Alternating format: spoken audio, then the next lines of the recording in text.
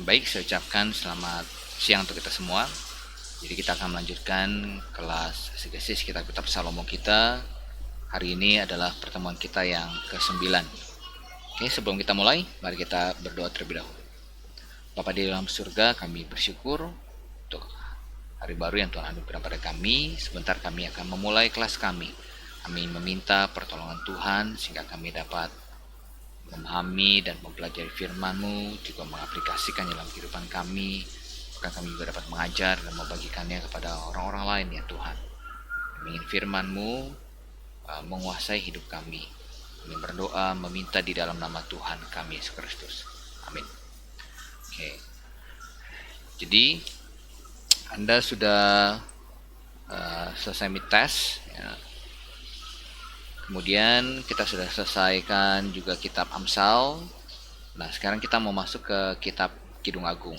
Jadi materi sudah saya bagikan di grup kita. Semoga Anda sudah dapat masing-masing. Kita masuk ke pendahuluan daripada kitab Kidung Agung. Oke, silakan Anda perhatikan di materi juga. Oke, pendahuluan ya, Kidung Agung. Ada 3 nama untuk kitab ini. Pertama itu adalah Kidung Agung ya, Song of Solomon.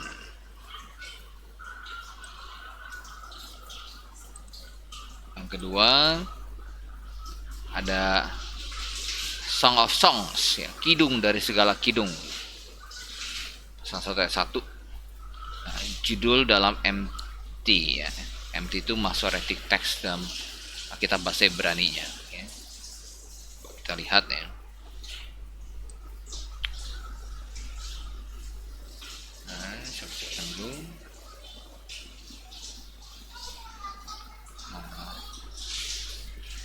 Agung 1 ya. Di Indonesia memakai terjemahan Kidung Agung. Kalau di King James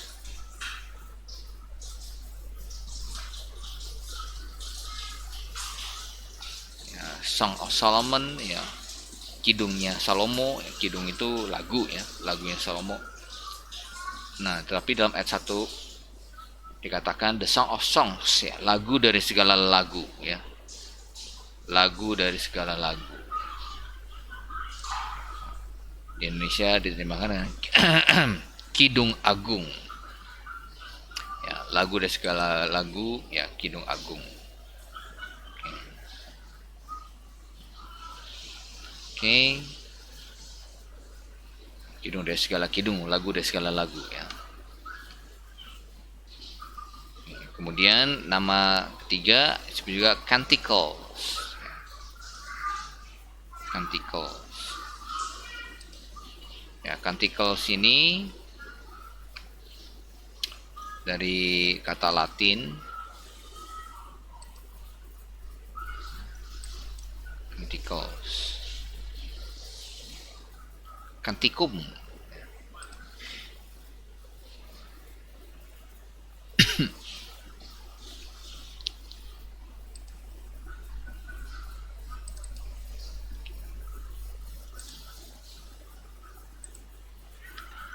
Canticum yang berarti itu adalah himne atau pujian. Tulisannya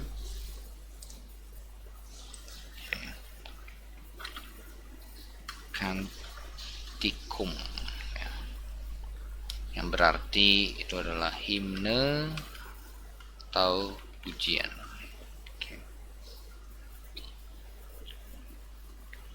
Dalam pasal 1 ayat 1 kitab ini disebut Kidung Agung ya, The Song of Songs. Seluruh judul yang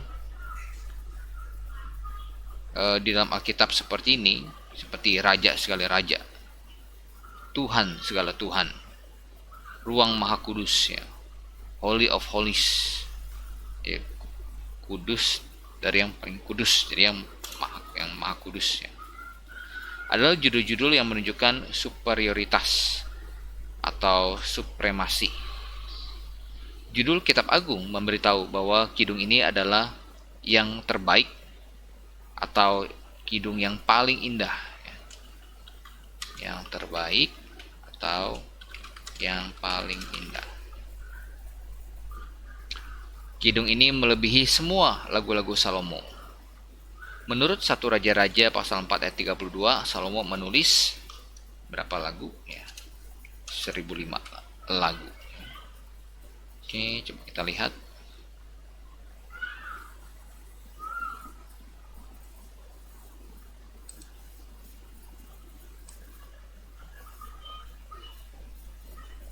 Oke, saya besarkan dulu.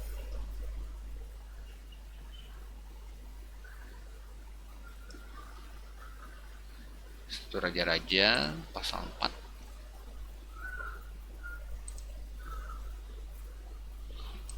ayat 32. Ia mengubah 3000 amsal dan nyanyiannya ada 1005. Jadi ada 1005. Nah, dari 1005 ya lagu Salomo yang dimasukkan ke dalam kitab Kidung Agung ini adalah yang the best ya. Oke, balik ke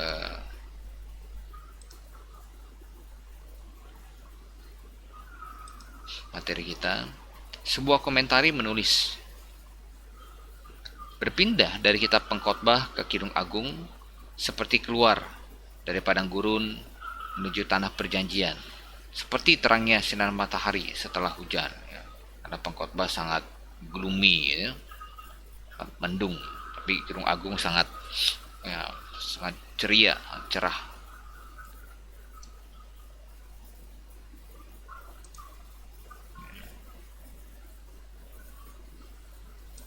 Orang-orang Yahudi selalu menjunjung tinggi kitab ini dan menganggapnya sebagai kitab yang paling sakral.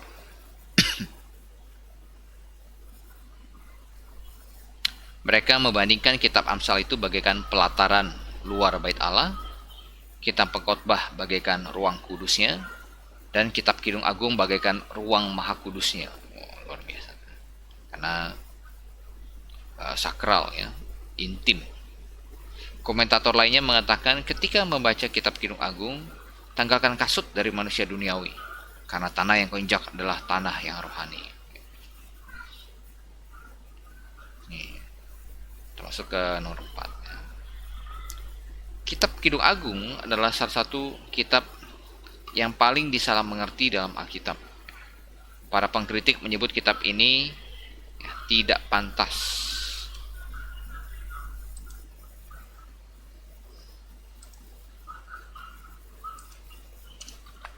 Tidak pantas. Dan bahkan beberapa mempertanyakan kelayakannya berada di dalam kanon kitab suci. Nah, kita perlu mengingat beberapa hal ketika kita membaca kitab ini. Nomor 1, kitab ini berupa ya, puisi atau lagu ya. Puisi oriental ya, ketimuran. Orang-orang timur adalah orang-orang yang sangat bergairah, baik dalam hal cinta maupun benci. Baik dalam hal cinta maupun benci. Gaya bahasa yang mengekspresikan cinta dalam puisi-puisi timur tidak akan menyandung orang-orang timur, bahkan yang paling rendah hati sekalipun. Kemudian kitab ini dituliskan di bawah inspirasi Roh Kudus ya. Jadi ini berarti telah disetujui oleh Tuhan ya, disetujui oleh Roh Kudus, dan mengajarkan cinta yang monogami yang diidealkan oleh Allah untuk umat manusia. Jadi monogami itu satu suami satu istri.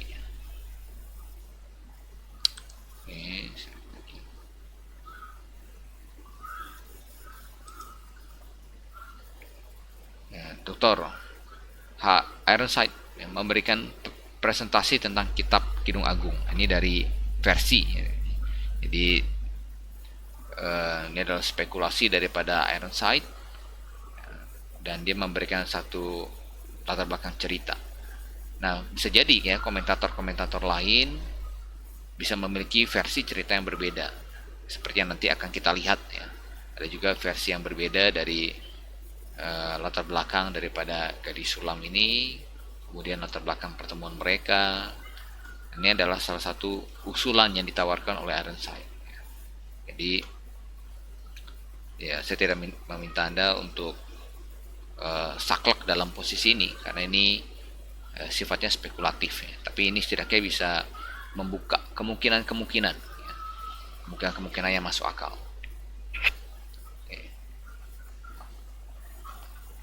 Nah, Ironside memberikan presentasinya.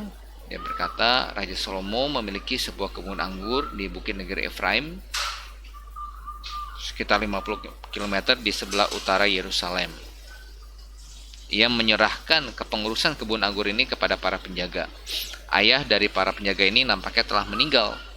Keluarga ini terdiri dari seorang ibu dan mungkin setidaknya 2 orang putra. Karena kita baca dalam pasal 1 ayat 6 ada putra-putra ibuku. Kita lihat ya.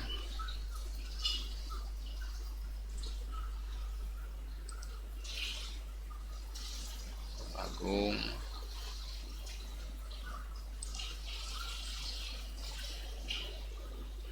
1 ayat 6 ya. Putra-putra ibuku ya. Jadi keluarga ini punya ya lebih dari 1 putra ya. Oke.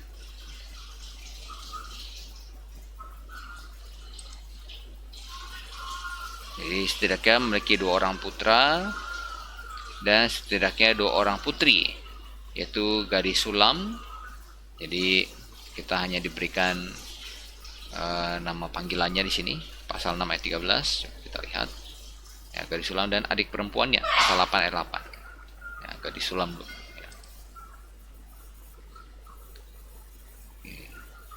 Kembalilah ya gadis sulam.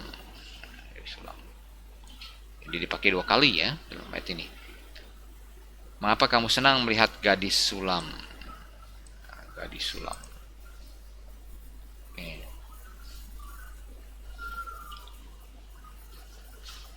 Kemudian ada adik perempuan dari gadis sulam ini dalam pasal 8 ayat 8. Kami mempunyai seorang adik perempuan. Ya, jadi setidaknya 2 orang putra dan 2 orang putri.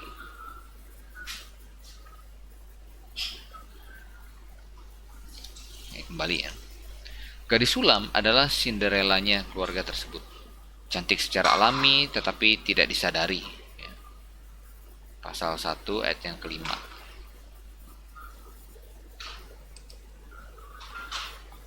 Ya, memang hitam aku tapi cantik, hai putri-putri Yerusalem. Seperti kemah orang Kedar, seperti tirai-tirai orang Salma. Bisa jadi saudara-saudara laki-lakinya adalah saudara tiri, karena nampaknya mereka menyuruhnya bekerja sangat keras. Ya, jadi sekali lagi ini adalah spekulasi daripada Dr. Ironside. Ya, bisa jadi itu saudara tiri, bisa jadi juga saudara kandung ya, yang mungkin agak keras. Ya. Jadi ini hanya usulan ya, jadi tidak saklek harus seperti itu. Bisa jadi saudara lakinya ada saudara tiri karena nampaknya mereka menyuruhnya bekerja sangat keras, menjaga kebun anggur, membuat dia tidak bisa menikmati hak-haknya sebagai seorang wanita dan sedikit kesempatan untuk mempedulikan penampilannya. Dia membersihkan pohon-pohon anggur dan memasang perangkap untuk rubah-rubah kecil. Coba kita lihat pasal 2 ayat 15.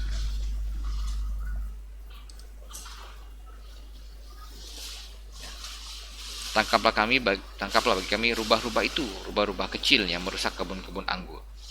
Kebun-kebun anggur kami yang sedang berbunga. Oke. Oke. Ia juga menjaga kawanan domba. Jadi menjaga kawanan domba, pasal 1 ayat yang ke-8. Oke, kita lihat pasal 1 ayat 8.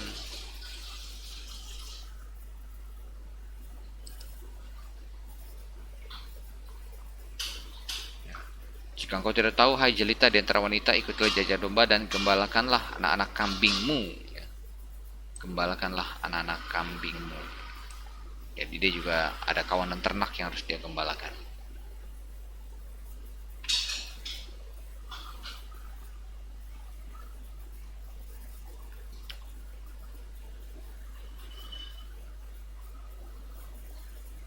Karena terlalu sering berada di luar, ya kulitnya terbakar matahari. Pasal 1 ayat 5 sampai 6 ya, itu saya baca tadi. Satu hari datanglah seorang asing yang tampan ke kebun anggur itu. Orang itu adalah Salomo yang sedang menyamar. Ia tertarik kepada gadis itu dan gadis itu menjadi malu karena penampilannya. Gadis itu mengira bahwa pria itu adalah seorang penggembala dan pria itu selalu menjawab gadis itu dengan mengelak. Tetapi juga mengatakan perkataan-perkataan manis kepadanya, menjanjikannya untuk memberikannya hadiah-hadiah di kemudian hari. Oke, 1 ayat 8 katakan sampai 11 ya. Kami akan membuat bagimu perhiasan-perhiasan emas dengan manik-manik perak.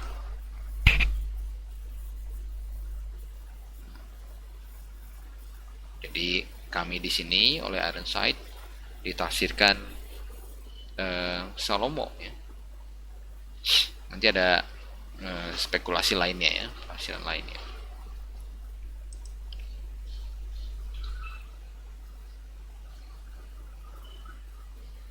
Oke, saya naikkan dulu.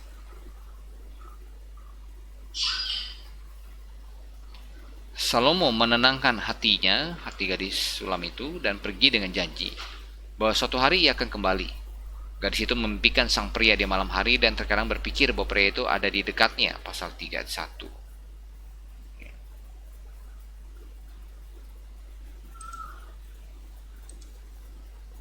Di atas ranjangku pada malam hari, kucari jantung hatiku, kucari tapi tak kutemui dia. Oke.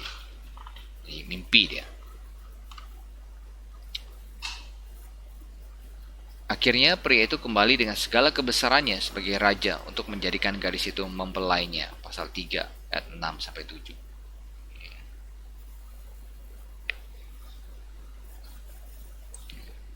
Apakah itu yang membubung dari padang gurun seperti gumpalan-gumpalan asap tersaput dengan harum, mur dan kemenyan dan bau segala macam serbuk wangi dari pedagang?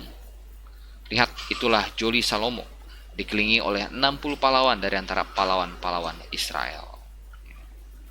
Jadi tiba-tiba Salomo datang ya, membuka kedok penyamarannya, datang dengan segala kebesarannya. Kidung Agung adalah sebuah kisah cinta manusia yang juga menggambarkan cinta antara Allah dan umatnya. Oke. Jadi ini adalah usulan dari Dr. Ironside. Oke, kita bilang boleh-boleh saja ya.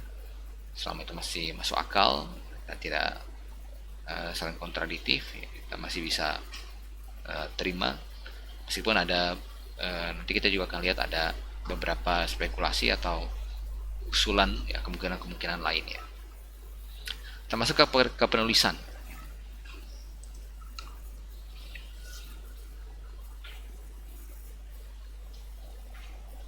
Penulisan pandangan tradisional ada bukti yang sangat kuat untuk mendukung klaim bahwa ya jelas Salomo ya adalah penulis lagu cinta ini. Salomo.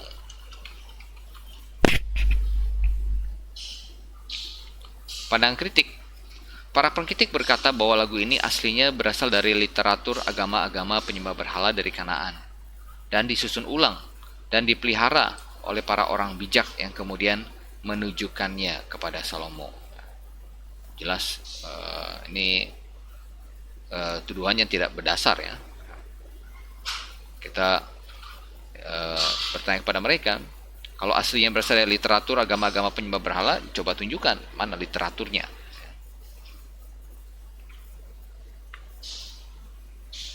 Oke. Kemudian ya kita juga mendapatkan ya dari bukti internal ya Song of Solomon ya. Dalam pasal 1 ayat 1 itu kita lihat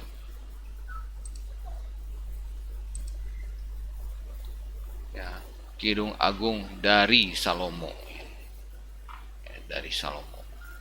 Kalau misalkan pandang kritik berkata oh itu adalah orang-orang bijak sebenarnya tapi dikasih kredit kepada Salomo ya, kita juga bertanya ya buktinya apa ya.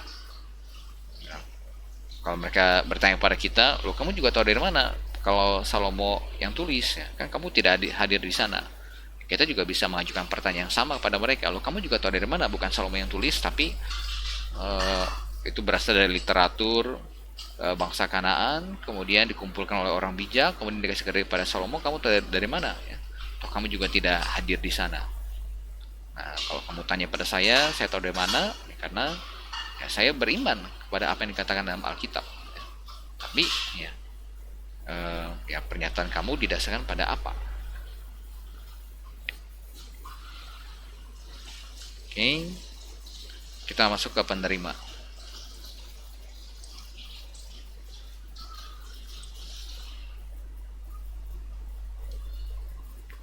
Penerima. Kidung Agung ditulis untuk umat Allah dalam PL, yakni Israel, tetapi juga bagi umat Allah di tiap zaman. Oke. Jadi jawabannya Israel.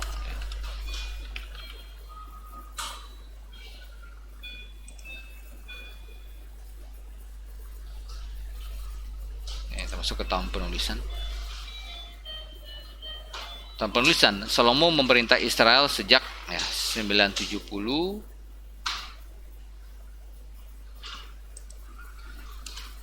sampai 931 sebelum Masehi. Lagu ini sangat mungkin ditulis di awal masa pemerintahannya. Jadi ingat, ia masih sangat muda ketika ia ditunjuk sebagai raja. Bisa jadi di bawah usia 20 tahun. Ya, tujuan kitab untuk memuliakan pernikahan dan cinta dalam pernikahan. Untuk memuliakan pernikahan dan cinta dalam pernikahan. Kitab ini berbicara tentang keindahan cinta Salomo dan mempelainya. Kita lihat di pasal 4 ayat 7.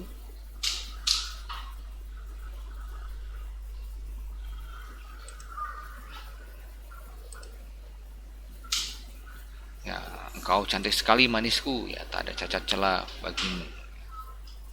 Di keindahan cinta dalam pernikahan, ayat 19.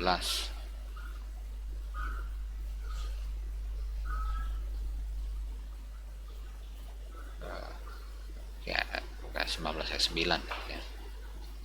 Engkau menebarkan hatiku, Dinda pengantinku. Engkau menebarkan hatiku dengan satu kejapan mata, dengan suntai kalung dari perisan leher. Ya, coba kita lihat lagi dalam pasal 5 ayat 10. Putih bersih dan merah cerah kekasihku, menyolok mata di antara selaksa orang. 16 ya. Kata-katanya manis mata-mata, segala sesuatu padanya menarik. Demikianlah kekasihku, demikianlah temanku, hai putri-putri Yerusalem.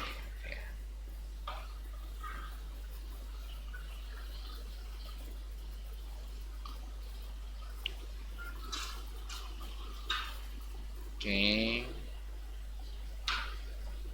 kita kembali ya, tema kitab. Masih ada poin yang kedua ya. Tujuan kitab yang kedua untuk menggambarkan kasih Allah kepada umatnya.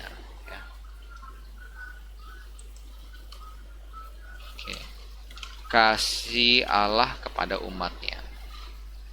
Baik dalam PL dan PB, hubungan antara umat Tuhan digambarkan dengan gambaran pernikahan. Pernikahan. Oke, kita lihat Yeremia 31 ayat 32.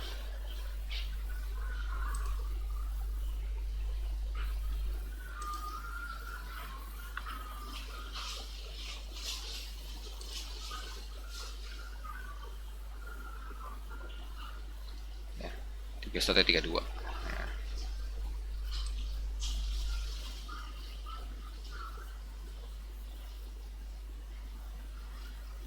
Bukan seperti perjanjian yang telah kuadakan dengan nenek moyang mereka pada waktu aku memegang tangan mereka untuk membawa mereka keluar dari tanah Mesir. Perjanjianku itu telah mereka ingkari, meskipun aku telah menjadi tuan yang berkuasa atas mereka. Ya, 1 ayat 32. Coba kita cek di sini King James-nya.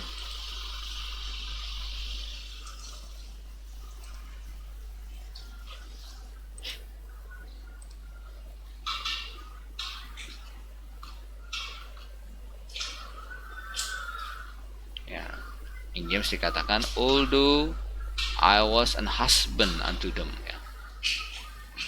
Walaupun aku telah menjadi suami bagi mereka, ya.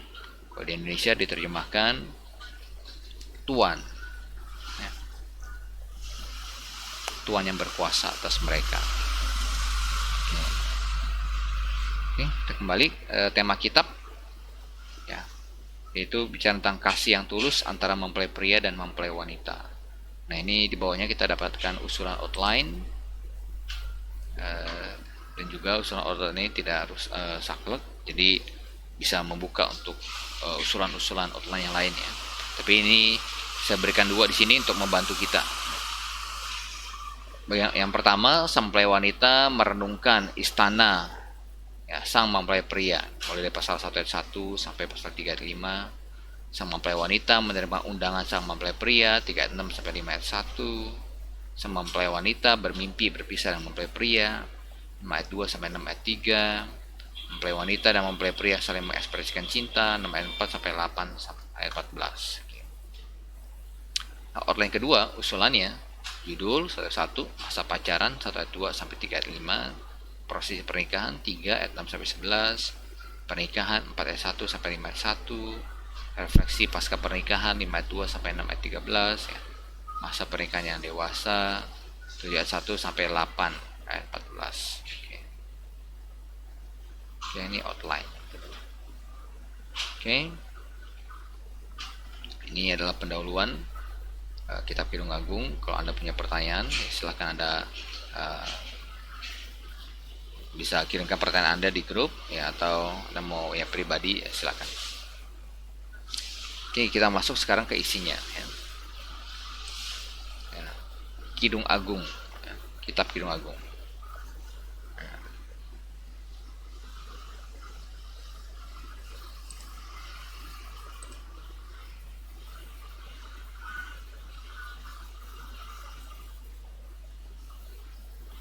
Ini Kidung Agung, ya, 1 ayat 1, ya.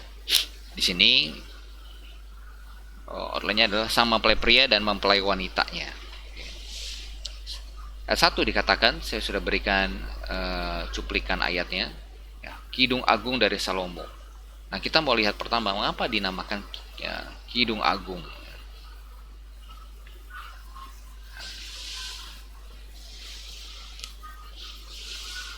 Mengapa dinamakan Kidung Agung?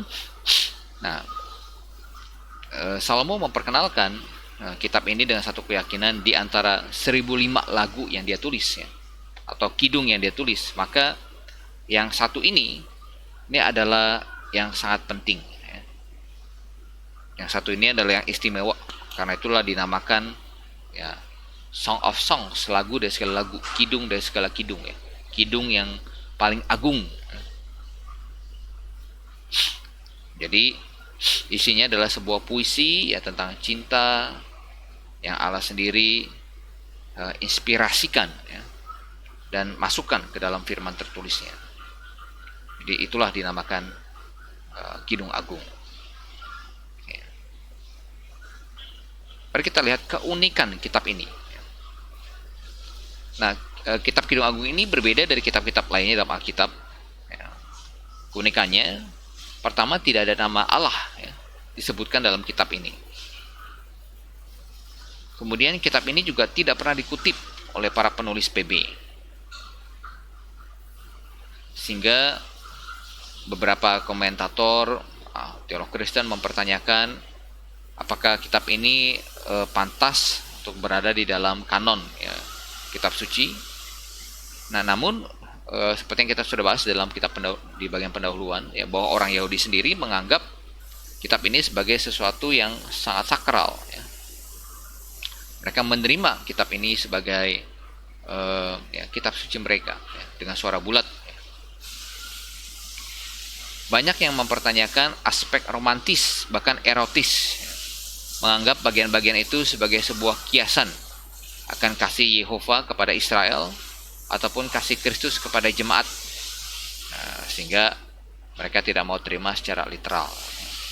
Tetapi justru, ya, penafsiran baik kita katakan the rule of thumb-nya, aturan dasarnya, selagi masih bisa ditafsirkan secara literal, kita tafsirkan secara literal.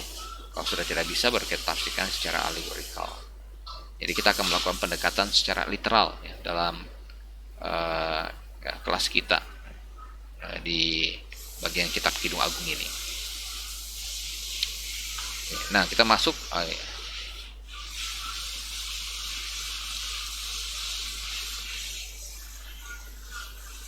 ya, kemudian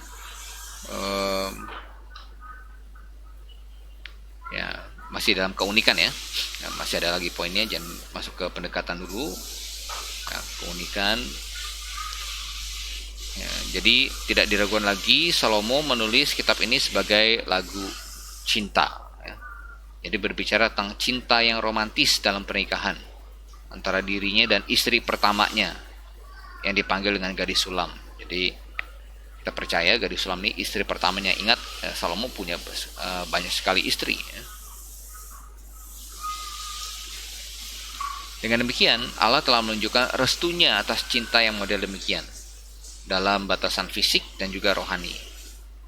Ingat, Allah yang telah menciptakan Adam dan Hawa untuk satu dengan yang lain ya. Kemudian Allah juga yang berkata mereka bukan lagi dua ya, seorang ayah seorang laki-laki akan meninggalkan ayahnya dan ibunya dan akan bersatu dengan istrinya ya. Mereka akan lagi dua tapi menjadi satu. Jadi Allah sendiri yang berkata mereka adalah satu daging ya. Dan Tuhan Yesus Kristus juga mengesahkan ya, pernikahan monogami seumur hidup yang didasarkan pada kemurnian sebelum menikah dan kesetiaan dalam pernikahan sebagai rencana utama Allah bagi pria dan wanita. Coba kita lihat Matius 19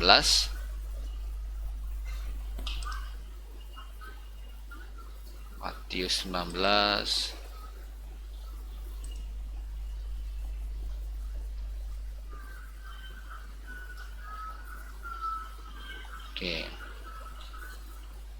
Ayat 5 sampai ke 6 ya.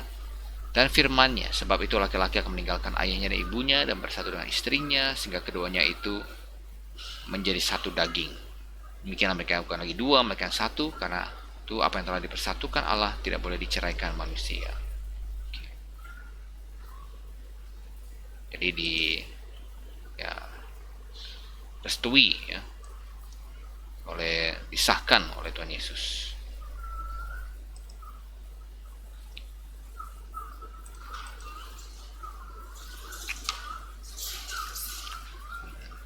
Kemudian coba kita bandingkan lagi dalam Ibrani ya. Jadi kemurnian dalam pernikahan, kemudian sebelum menikah ya, kesetiaan dalam pernikahan ya, monogami seumur hidup ya. Ibrani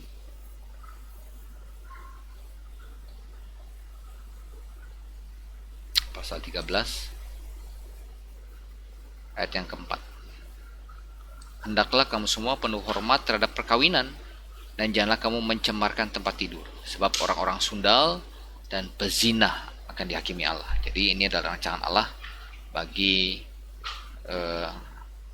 manusia dari awalnya ya, bagi Adam dan Hawa ya, mereka menikah kaki dua satu dan ya satu pria satu wanita, kemudian bersifat monogami ya seumur hidup.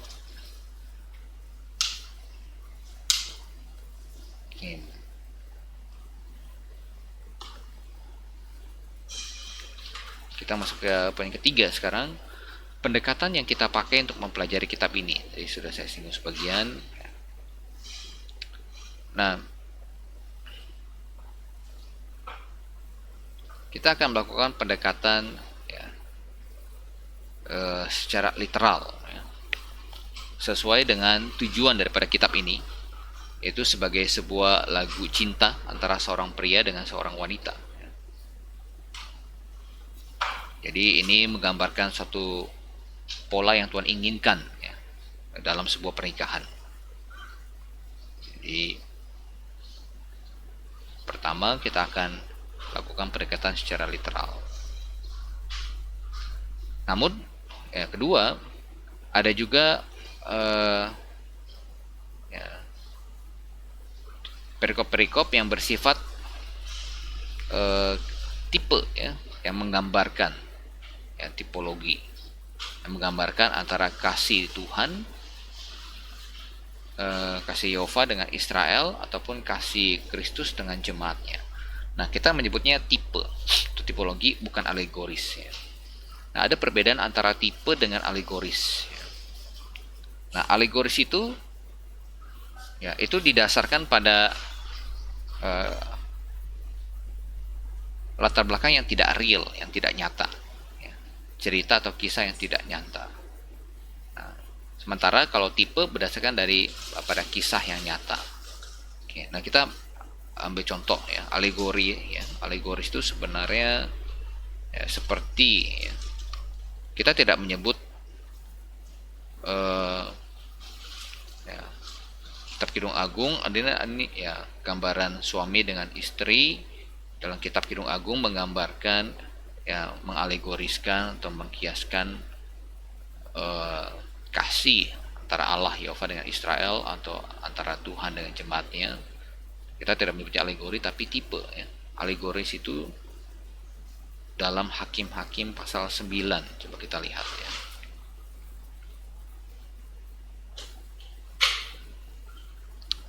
Hakim-Hakim 9.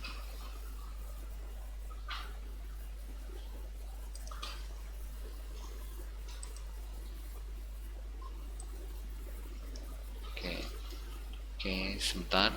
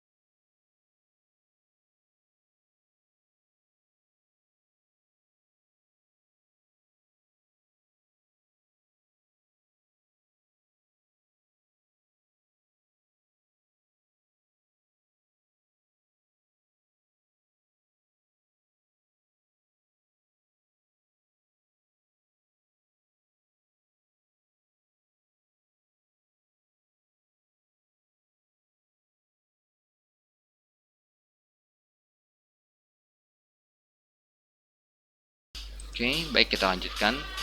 Maaf, ada sedikit urusan yang harus diselesaikan. Jadi contoh alegoris, ya, alegoris itu biasanya berdasarkan satu kisah yang tidak real. Sementara kalau tipologi atau tipe berdasarkan satu kisah yang real. Ya. Nah, contoh alegoris coba kita lihat dalam Hakim-Hakim. Hakim-Hakim pasal yang ke-9. Nah, kalau Anda baca Hakim-Hakim pasal 9, nah, ini lihat Yotam. Sini Yotam memakai sebuah alegori tentang pohon-pohon dan semak-semak ya, untuk mengajarkan para pendengarnya pandangan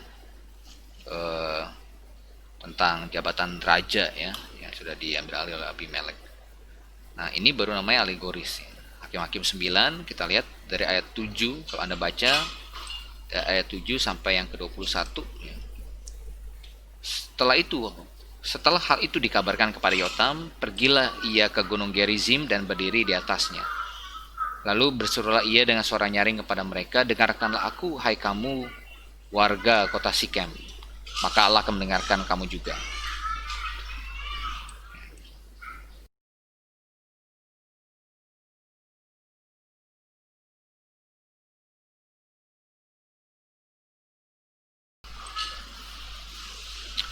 Sekali peristiwa pohon-pohon pergi mengurapi yang akan menjadi raja atas mereka. Kata mereka kepada pohon zaitun, jadilah raja atas kami. Tapi jawab pohon zaitun untuk kepada mereka, masakan aku meninggalkan minyakku yang dipakai untuk menghormati Allah dan manusia dan pergi melayang di atas pohon-pohon, ya, dan seterusnya. Ya. Nah, cerita yang dikisahkan oleh Yotam ini tidak nyata, tidak real ya. Pohon kok bisa omong ya. Pohon kok bisa sembah pohon lainnya. Jadi, nah ini baru masuk dalam kategori alegoris ya. Sini Yotam menggunakan cerita yang alegori, menggunakan kiasan, tidak real. Nah, sementara tipologi berdasarkan satu kisah yang real. Seperti kita katakan bahwa anak domba Paskah itu adalah tipologi akan Yesus Kristus ya, sebagai anak domba Allah. Nah, kisah tentang anak domba Paskah ini adalah kisah yang real, yang sungguh-sungguh terjadi. Jadi, itu perbedaan antara alegori dengan tipe ya. Jadi, kembali dalam kitab Kidung Agung, kita katakan ini berdasarkan kisah yang real, kisah antara Salomo dengan gadis sulam, yang kemudian kita akan cari tahu identitasnya nanti. Jadi kisah ini adalah suatu tipologi yang menggambarkan kasih Allah Yehova kepada umatnya, baik itu Israel maupun ya, jemaatnya. Jadi kita tidak menyebutnya alegori, tapi sebuah tipe ya, tipologi. Oke, kita lanjutkan Kidung Agung 1 ayat 2 sampai 7.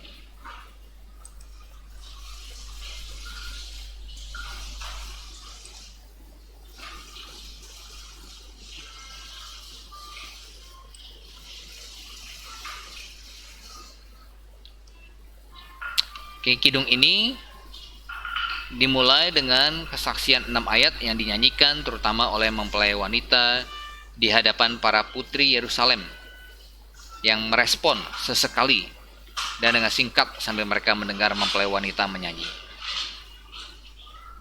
Oke, saya berikan ayatnya di situ ya, mulai ayat 2 sampai 7. Nah, mari kita lihat yang pertama, nyanyian sang mempelai wanita.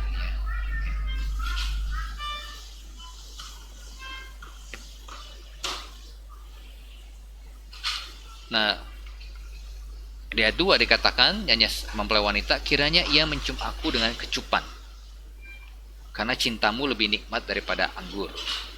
Nah, ini adalah sesuatu yang pantas. Nah, jadi mempelai wanita pertama-tama memulai membicarakan tentang ekspresi cinta di antara mereka. Nah, yang kelihatan secara universal apa itu? Ya, ciuman atau kecupan ya.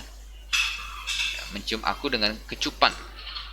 Nah, ini adalah sebuah meterai ya, pertunangan atau bahkan ya pernikahan mereka ya, ketika ya dikecup ya dicium ya pada waktu mereka menikah.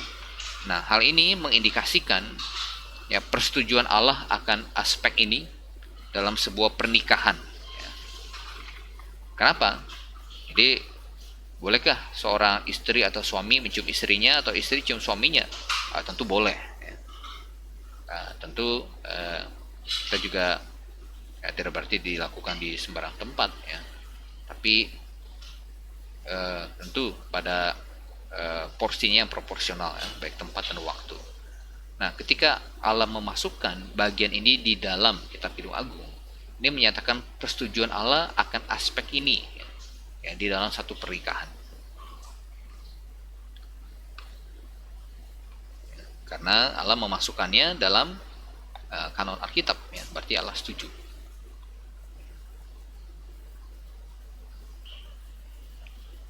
Jadi ya, itu masuk poin kedua ya, materai pernikahannya ya, itu berupa ya kecupan ya. Oke, coba saya turunkan lagi. Ketampanan mempelai pria. Nah, jadi mempelai pria dalam hal ini Salomo masih muda ya. Jadi tidak diragukan lagi, pasti ya sangat tampan. Kalau kita lihat di ayat yang ketiga di sini.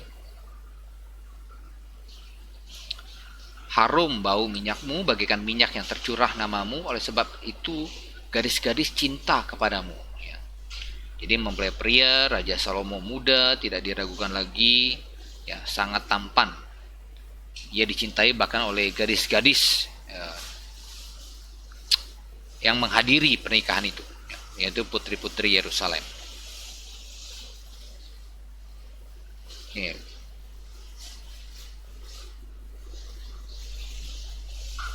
Kemudian kita lihat lagi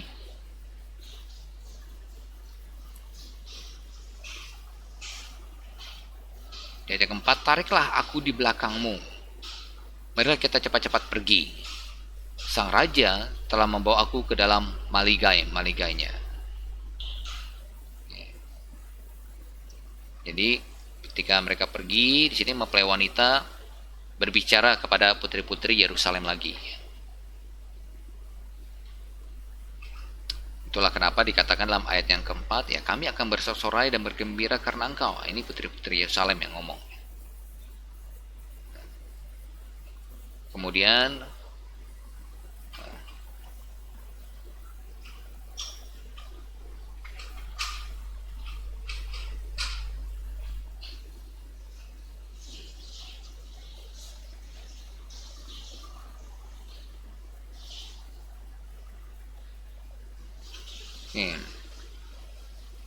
kemudian ya di 4 dikatakan layaklah mereka cinta kepadamu ya, ketampanan Salomo. Kemudian dikatakan lagi, memang hitam aku tetapi cantik hai putri-putri Yerusalem. Nah di sini kita lihat ya mempelai wanita berbicara kepada putri-putri Yerusalem ketika mereka pergi, bahwa ya tampaknya dia melakukan satu pembelaan, ya memang aku hitam tapi cantik.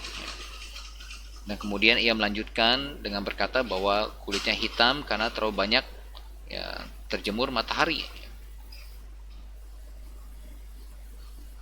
Karena terik matahari yang membakar aku. Jadi bukan karena keturunan atau gennya, tapi karena ya terlalu lama di luar ya, bahkan di luar. Nah, ia membandingkan, mempelai wanita di sini membandingkan warna kulitnya yang gelap dengan orang-orang yang tinggal di Kedar. Seperti kemah orang Kedar. Ingat, Kedar ini adalah sebuah wilayah yang sangat panas ya, terik ya, di Arab, dihuni oleh kaum keturunan Ismail ya. Coba kita lihat Kejadian 25 ayat 13.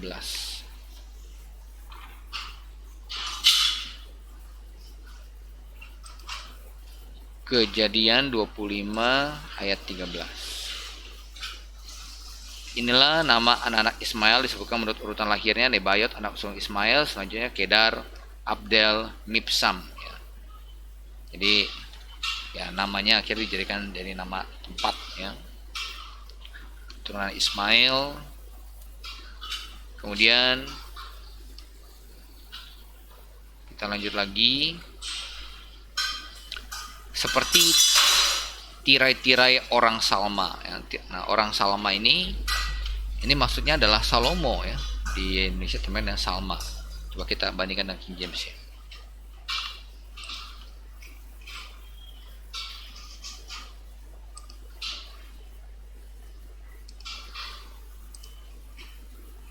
Ayat 5 ya.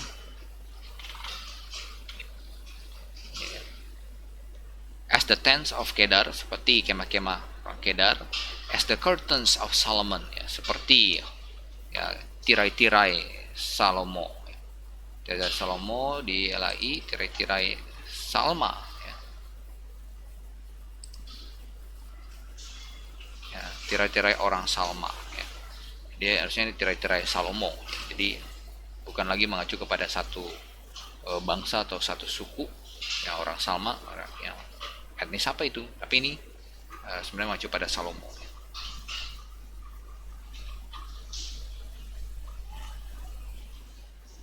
Oke, itu poin ketampanan mempelai pria. Kita masuk. Jadi kita melihat kontras ketampanan mempelai pria dengan ya, kecantikan mempelai wanita ya, meskipun ya hitam ya karena terjemur matahari. Sekarang kita mau masuk ke identitas ya, mempelai wanita. Nah, siapakah mempelai wanita ini? Kidung Agung menyebutnya dengan sebutan gadis sulam. Tadi kita sudah baca dalam pasal 6 ayat 13. 6 ayat 13 ya.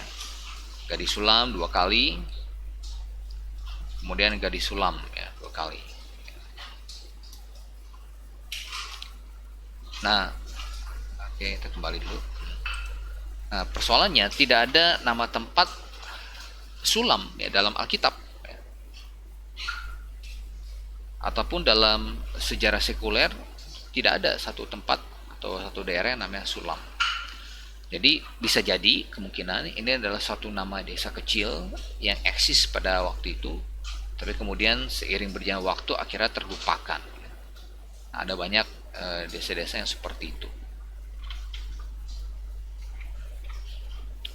Oke, petunjuk penting yang mungkin kita bisa dapatkan tentang identitas mempelai wanita ini kita bisa dapatkan dari catatan ketika Salomo meninggal berkaitan dengan lahirnya anaknya Rehabeam ya.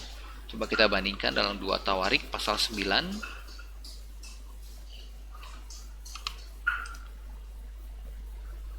2 Tawarik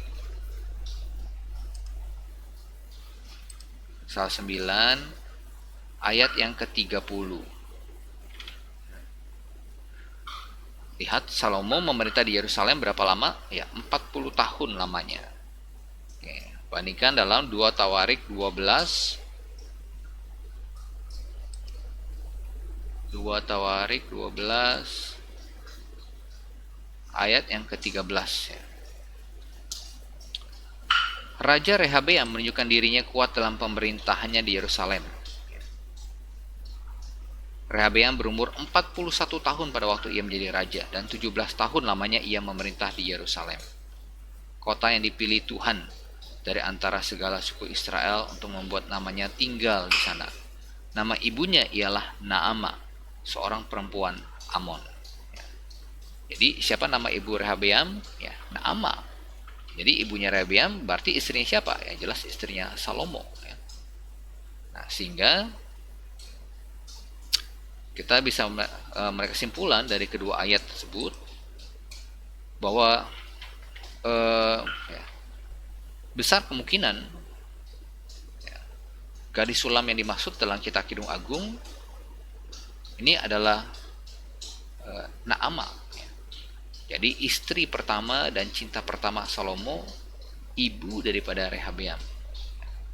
Ingat, Salomo menikah masih sangat muda ya, ketika ia menjadi raja, mungkin di bawah 20 tahun ya, dan ia memerintah 40 tahun lamanya ya, 40 tahun lamanya. Nah, kalau kita hitung-hitung jadi ketika ia masih sangat muda, Salomo sudah menikah dan sudah punya anak Rehabeam ya. Jadi kita dapatkan identitas mempelai wanita ya.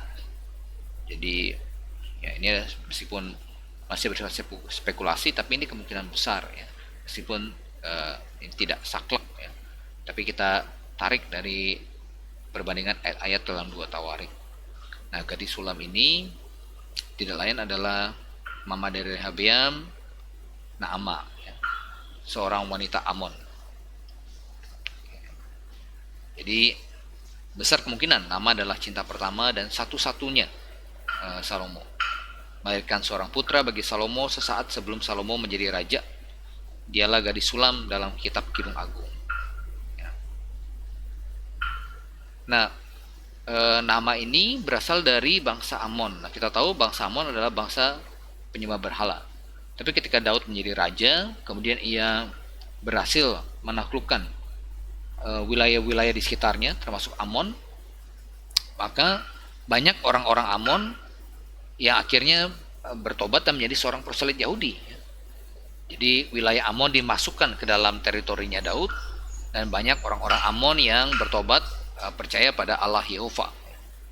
Nah, salah satunya kita bisa lihat contohnya ada Zelek.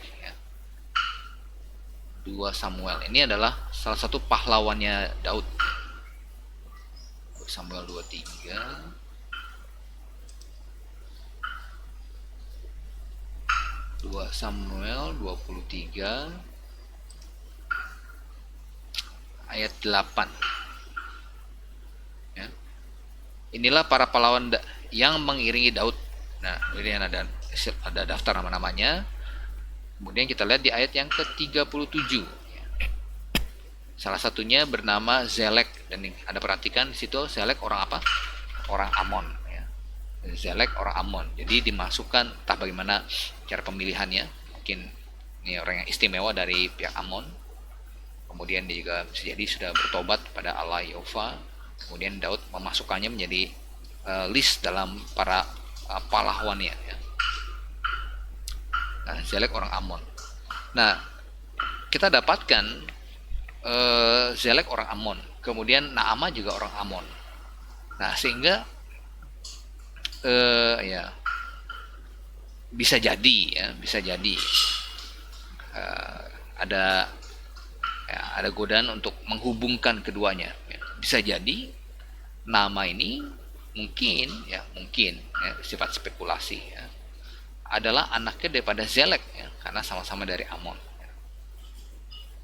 Jadi nama anaknya dari Zelek, sehingga kalau misalkan seandainya benar seperti itu, kita mendapatkan keterangan bagaimana Salomo bisa ketemu dengan nama, ya. Sebagai salah satu pahlawannya dari Daud, ya, Zelek tentu sudah pasti kenal dengan Salomo, ya. Dan jadi Zelek, ya, tinggal di daerah Sulam, ya, sebuah desa kecil, ya. Kemudian yang indah alamnya, dan sebagaimana yang kita tahu, Salomo juga sendiri adalah seorang pecinta alam. Ingat bagaimana dia menggubah lagu, ya, mulai dari lagu tentang hisop, ya, hisop aja dibuat lagu, ya, tentang pohon-pohonan. Dia seorang pecinta alam. Jadi bisa jadi, ya, Salomo kenal dengan Zelek, ya, sebagai bodyguard, salah satu bodyguard dari papanya, ya, kemudian main-main di rumah Zelek, dan kemudian akhirnya ketemu dengan nama, ya, yang kalau, ya, dalam spekulasi kita dia adalah anaknya Zelek, ya. Dari situlah awal pertemuan mereka, ya. Jadi, ya, sekali lagi ini bersifat spekulasi, tapi, ya, masih masuk akal.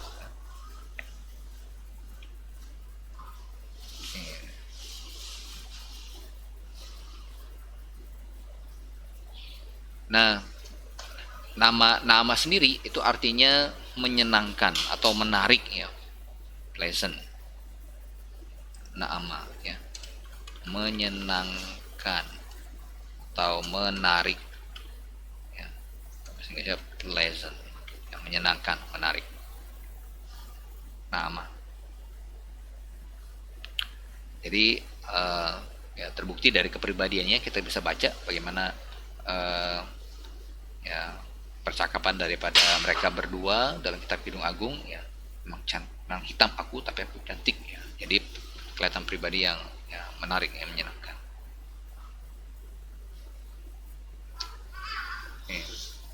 Nah, jadi tidak dilakukan lagi nama, meskipun dia adalah bangsa Amon, tapi ia juga adalah seorang petobat kepada Yehova, ya. Jadi dia lebih percaya kepada Yehova sebagai Allah yang benar ketimbang Milkom, ya. Milkom itu nama daripada dewa bangsa Amon. Karena kalau masih dia penyembah dewa Milkom, Ya, Salomo tidak mungkin akan mau menikahi dia, apalagi Salomo pada waktu itu masih muda-mudanya, masih taat-taatnya ya. Jadi ya belum ya nanti dia di dekat-dekat akhir pemerintahnya justru ia banyak tidak taat dan jatuh ya akibat banyak mencintai wanita asing. Tapi masih muda ya justru sedang taat-taatnya. Kalau Naama bukanlah seorang petobat kepada Yehova, dia pasti tidak akan mau nikahi.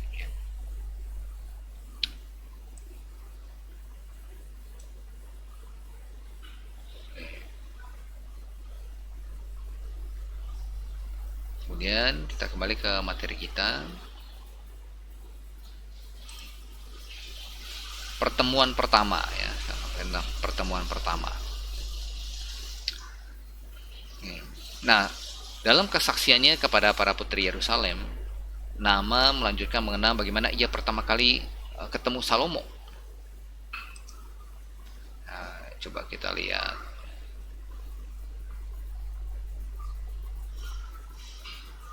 Nah, bagaimana dia tuh kali ketemu Salomo.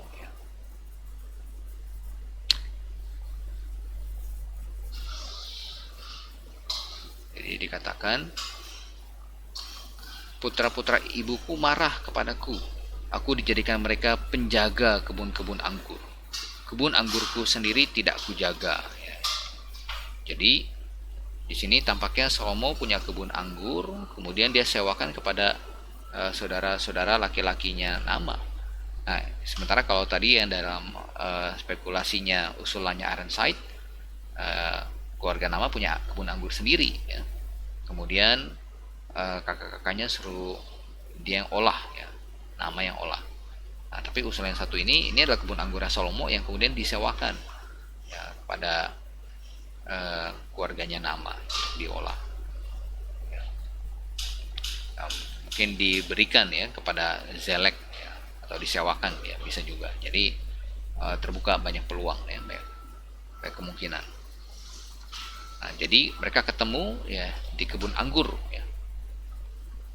Coba kita lihat, bandingkan dalam Kidung Agung pasal 8.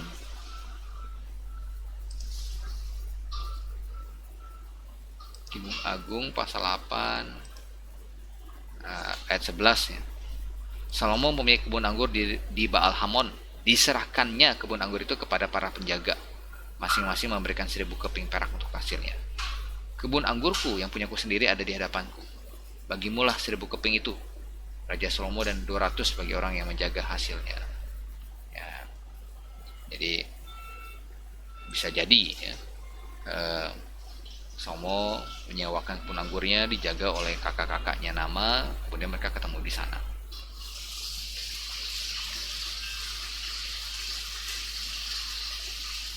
Nah, Nama juga dia menyebutkan tentang kebun anggur ya, Engedi ya.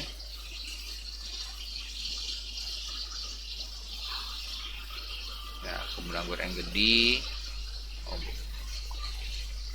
dari pertemuan pertama ya. Kebun anggur Engedi, coba kita lihat di pasal 1 ayat 14.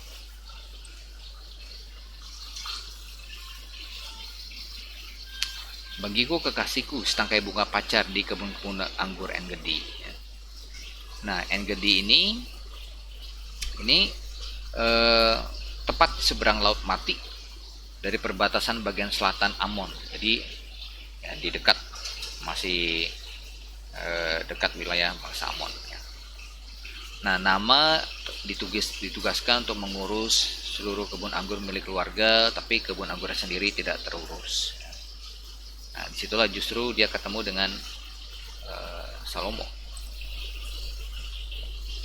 Oke, kita masuk ke poin berikutnya, pertanyaan mempelai wanita. Oke, Nama kemudian kita lihat di ayat yang ini, ceritakanlah kepadaku jantung hatiku, di mana Kakanda mengembalakan domba, di mana Kakanda membiarkan domba-domba berbaring pada petang hari. Ya, jadi lihat Indonesia menerjemahkan dengan Kakanda ya, Kakanda ya, Adinda ya. Ini jadi mirip film film cinta jadul ya. Kakanda, Adinda ya. Nah, coba kita bandingkan ya dalam King James.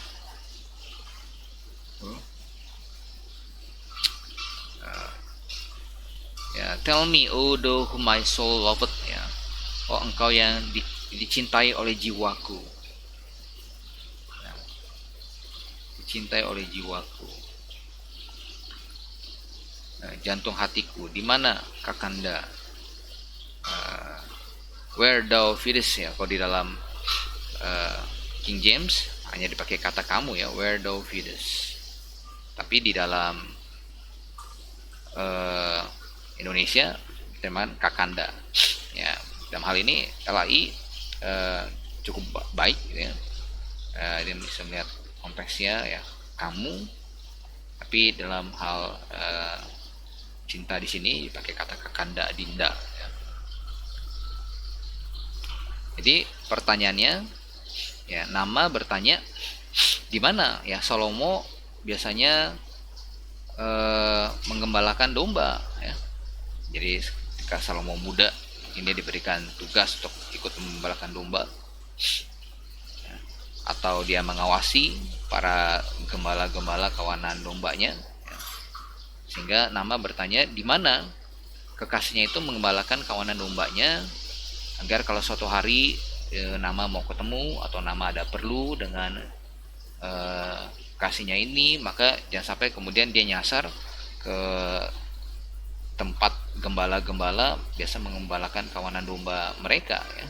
Jangan sampai nyasar ke ya, ke, ke ladang lain ya. Oke, pertanyaan mempelai wanita. Oke, kita lanjut lagi ayat 8 sampai 10. Nah, Salomo ya, dalam ayat ini Salomo menjawab nama. Jadi Salomo memanggil kekasih ya, kekasihnya itu Hai Jelita ya, di antara wanita. Hai Jelita di antara wanita, ikutilah jejak-jejak domba dan gembalakanlah anak-anak kambingmu dekat perkemahan para gembala. Jadi Salomo memberikan dia satu jaminan bahwa dia dapat ya, memberi makan kawanan dombanya sendiri dengan aman ya. Jangan khawatir dengan gembala-gembala lain ya, mereka pasti tidak berani ngapa-ngapain dia ya. Ya, karena ya gembala-gembala yang lain sudah tahu ya siapa nama ini, oh, ini pacarnya atau ini kekasihnya daripada calon raja ya.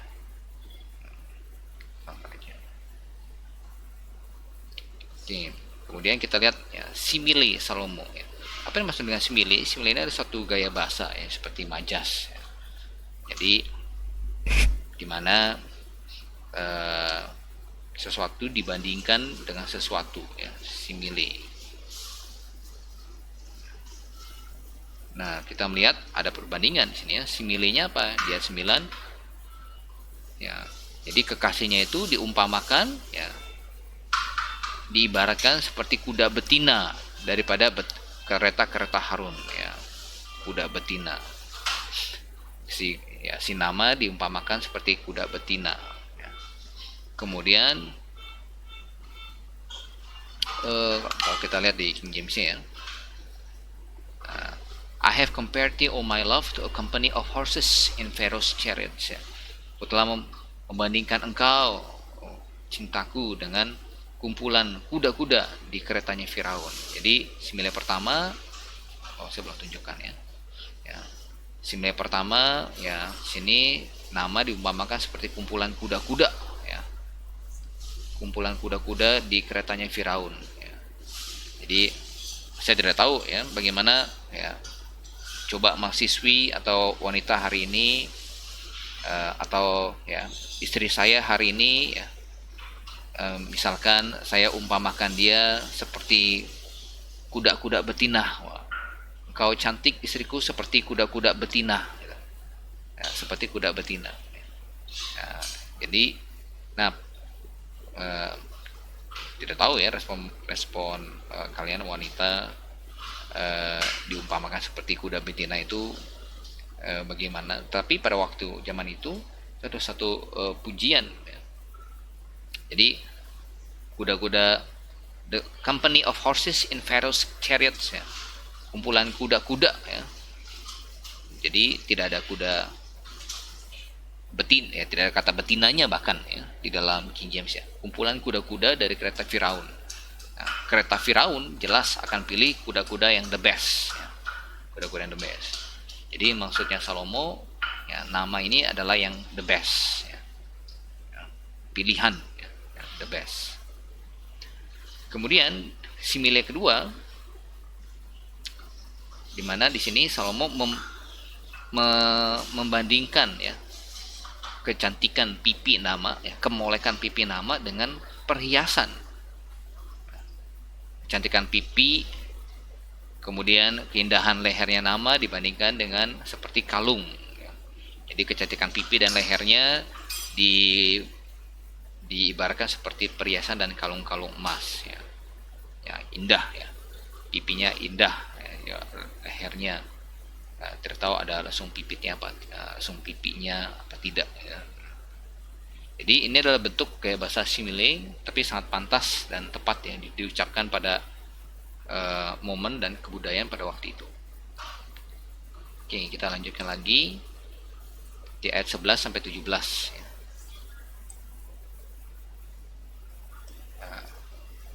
11 sampai 17, ya, kita lihat di sini, ketika Salomo berangkat, ya, menuju, ya, Salomo dan Naamah berangkat menuju ruangan raja, ya, setelah mereka menikah. Di sini para putri Yerusalem berjanji untuk memberikan hadiah, ya, untuk mempelai wanita, ya, para putri Yerusalem. Kayak dikatakan di ayat yang 11, hadiah untuk mempelai wanita.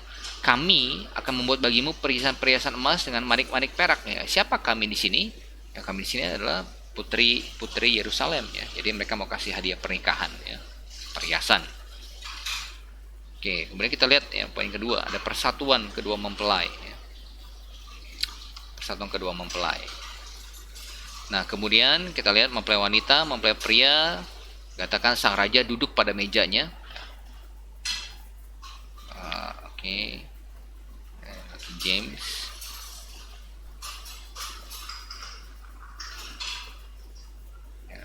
While the king seated at his table. Oke. Ketika raja duduk pada mejanya. Nah, mungkin ini, ya, tampaknya ini meja makan, ya. Mereka mungkin makan bersama, makan malam bersama, dan, ya, mereka bersiap-siap untuk bersiap-siap untuk malam pertama mereka, ya. Kemudian di malam pertama mereka di sini Naamah dikatakan memakai parfum, ya, semerbak bau narwastuku, ya. Jadi persiapan malam pertama. Nah, tampaknya mereka menghabiskan malam pertama mereka di rumah peraduannya Salomo di hutan, ya. Di ayat 17 kita baca, dari kayu aras balok-balok rumah kita, dari kayu eru papan dinding-dinding kita. Bisa jadi ini, ya, rumah hutan mereka, ya. Nama kemudian, ya,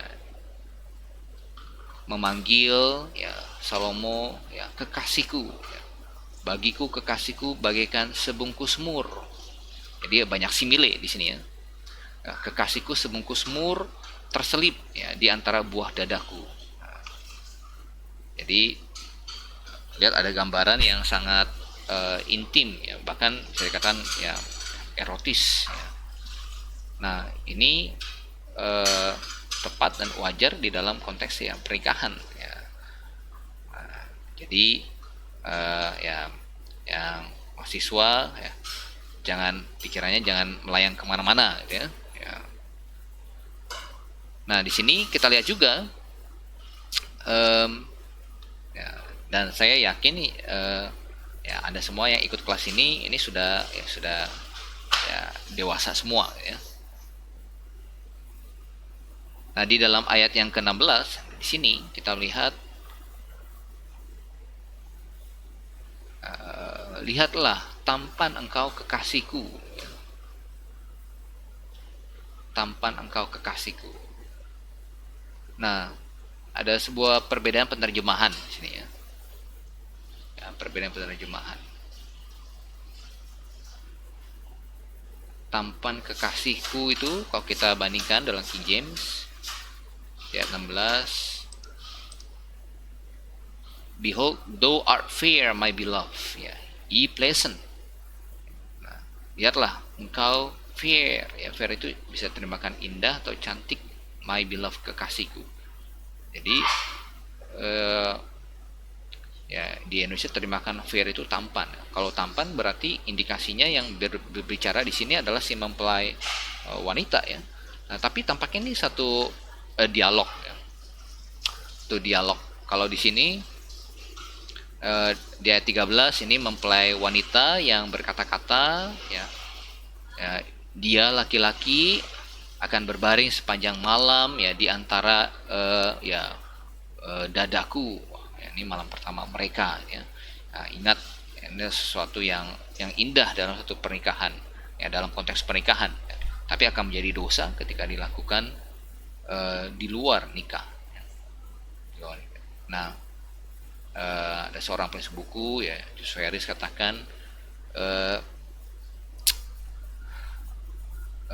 ya, keintiman itu upah dari komitmen, ya.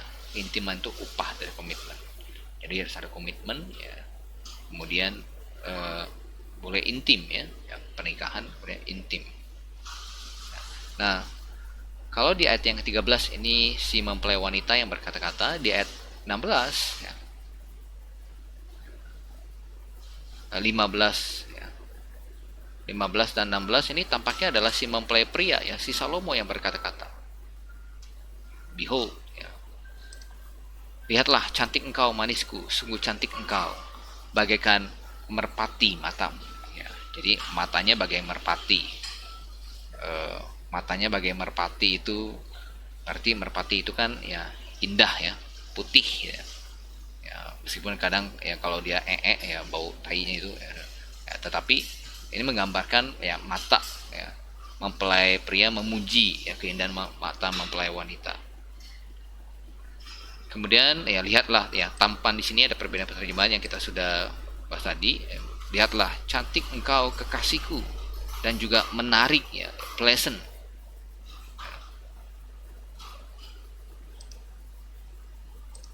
Oke, jadi di ayat yang ke-16 kita percaya ayat 15 dan 16 itu adalah ucapan daripada si mempelai pria, ya, kepada mempelai wanita. Oke.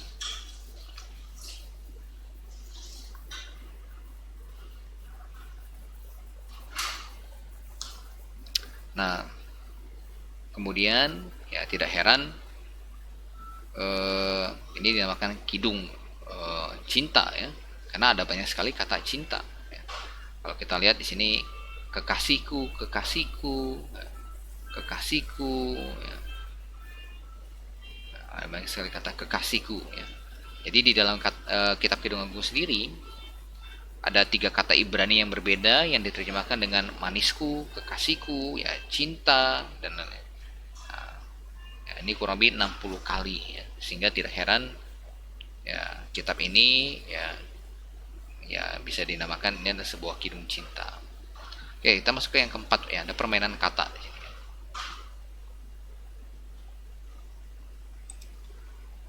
Oke, permainan kata. Nah, dalam ayat 16 ada sebuah kata yang menarik yang dipakai Salomo. Anda lihat di sini. Ya, kita sudah benarkan, ya. Ini berarti Salomo yang ucapkan kepada mempelai wanita. Ya, behold, thou art fair, engkau indah, my beloved kekasihku. Pleasant, ya, sungguh menarik. Ya. Jadi dalam ayat 16 itu ada sebuah kata yang menarik, ya, ketika ia berbicara kepada mempelai wanita, yaitu menarik, ya. Pleasant, menarik. Pleasant itu bisa terjemahkan menarik atau menyenangkan. Nah, ingat, ya, kita justru mendapatkan, ya, kalau Salomo memanggil, ya, istrinya, mempelai wanitanya, hai gadis sulam, itu justru tampaknya tidak alami, ya, tidak kurang akrab, ya, tidak dekat. Biasanya suami istri punya panggilan sayangnya, ya.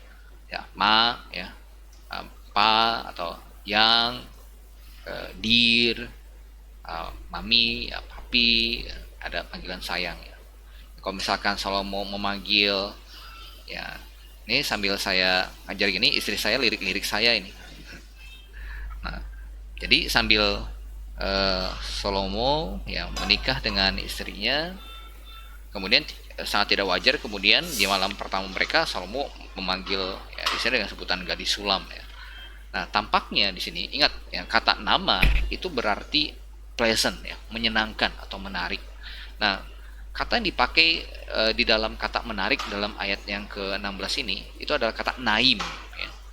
Naim ini masih dari satu akar kata yang sama dengan nama ya, naim ya, nama ya, naim nama. Nah, bisa jadi ketika Salomo berkata ya, behold thou art fair ya, engkau cantik my beloved ya, naim ya.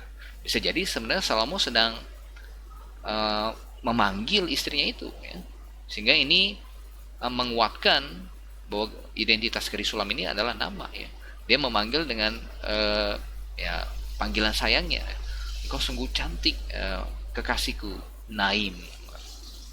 Mungkin itu ya panggilan mesranya, panggilan sayang Salomo kepada nama. Jadi ya sekali lagi ini sifatnya spekulasi ya. Jadi seseorang setidaknya bisa berspekulasi bahwa Salomo sebenarnya sedang memanggil istrinya dengan ya bentuk kecil dari nama istrinya itu, yaitu Naim ya. Artinya sayang dari nama. Oke, jadi ada permainan kata di situ. Oke, jadi ya pertemuan kita selesai sampai di sini. Ya, kita selesaikan pendahuluan, kemudian pasal 1, kemudian kita akan lanjutkan ya, dan kita akan berupaya untuk menyelesaikan 3 kitab Salomo. Kita selesaikan 1, kita mau selesaikan 2 lagi ya. Kalau Anda punya pertanyaan ya silahkan tanya di grup kita. Oke, mari kita tutup ya, dalam doa. Bapa di dalam surga, kami ucap syukur untuk pelajaran kami pada siang hari ini. Kami mempelajari cinta yang indah antara seorang suami dan istri, satu gambaran cinta, satu gambaran pernikahan yang berkenan di hadapan-Mu Tuhan. Pimpin kami semua agar kami sudah menikah bisa lebih mencintai pasangan hidup kami, setia dan lebih mengasihi. Dan juga bagi yang belum menikah, yang sedang mencari, mohon juga Tuhan pimpin agar mereka dapat mencari pasangan hidup mereka yang sungguh-sungguh berkenan di hadapan Tuhan, dan bersama-sama memuliakan nama-Mu. Kami mengucap syukur untuk catatan firman-Mu. Kami berdoa di dalam nama Tuhan kami Yesus Kristus. Amin.